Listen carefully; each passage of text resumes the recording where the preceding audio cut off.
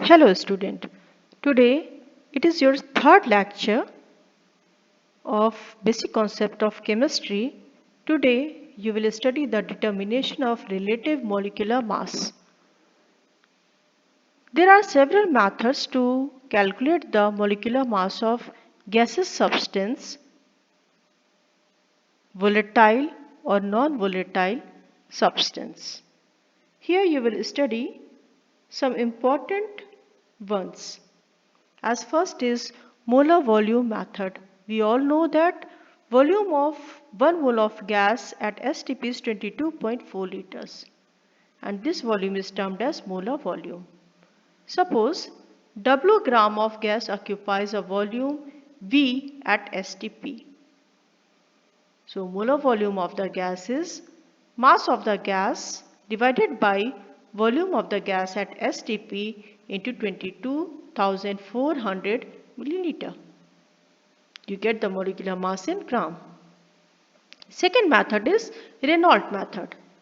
As we know that molecular mass is twice of vapor density and vapor density is the ratio of mass of a known volume of the gas at a particular temperature with respect to mass of same volume of hydrogen molecule at same temperature and pressure.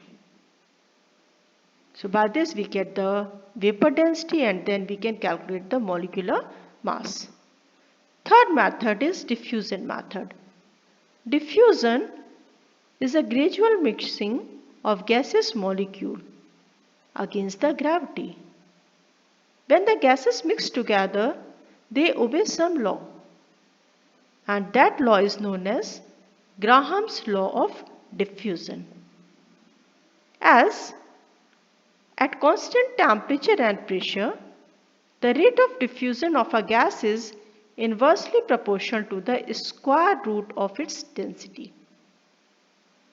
If the rate of diffusion of any gas is represented by R, then R is inversely proportional to its square root of density, or R is proportional to 1 by root T. If there are two gases which has the rate of diffusion R1 and R2 and the density of these gases are respectively D1 and D2, then R1 by R2 is equal to under root D2 by D1. We all know that molecular mass is twice of vapor density. So instead of density, we can also use the molecular mass term to know the rate of diffusion of the gas. As R1 by R2 is equal to under root D2 by D1 is equal to under root M2 by M1. So if you know the rate of diffusion of one gas, you have to find out the rate of diffusion of other gas, and if you know the mass of both the gas, then you use this formula and calculate the rate of diffusion of the gas. Next method is with the help of ideal gas equation. We all know PV is equal to nRT, where N is the number of moles and this is the ratio of W given mass with compared to the molecular mass of the substance. So by this we can calculate the molecular mass or M of any substance. Here R is the gas constant, has the value 0.821 liter atmosphere per Kelvin per mole. Next is to calculate the molecular mass of volatile substance. Some substances are volatile and it is difficult to calculate their molecular mass. For that we use the Victor-Meyer method. Victor-Meyer used an apparatus in which this flask, you can see it is made up of copper jacket. It is known as copper jacket, and in this a liquid is filled which has higher boiling point than the organic volatile substance. This is the Victor-Meyer tube. In this tube, we kept the organic compound, volatile compound, in a Hoffman bottle, which is a small glass bottle. When we heat the apparatus, this liquid started to boil, and because of its boiling, this Victor-Meyer tube also get heated, and the organic compound start changing to the vapor form. As it passes from here, first the air present in this Victor-Meyer tube moves by this passing tube through a collecting dish on which a graduated tube or cylinder is placed inward position. Here, by the downward displacement of water, the air is collected. As after removing of all air molecules, as we can see the bubbles of air through it, then the volatile substance moves through this tube and collected at the top of the graduated tube.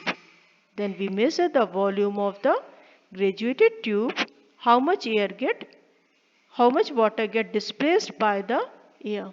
We have to measure that value. So let the mass of a given substance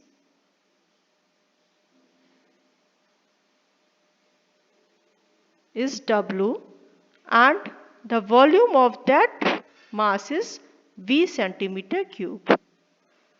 Room temperature is T Kelvin, barometric pressure is P millimeter, and aqueous tension at temperature T is small p millimeter. So to calculate the pressure of dry gas, we have to remove this aqueous tension pressure. So P minus P. Now to calculate the volume of the dry gas at STP, we have to follow the gas equation P1 V1 upon T1 is equal to P2 V2 upon T2, where P1 is the pressure of the given gas, means P minus P. V1 is the volume of the gas that is collected, and T is the temperature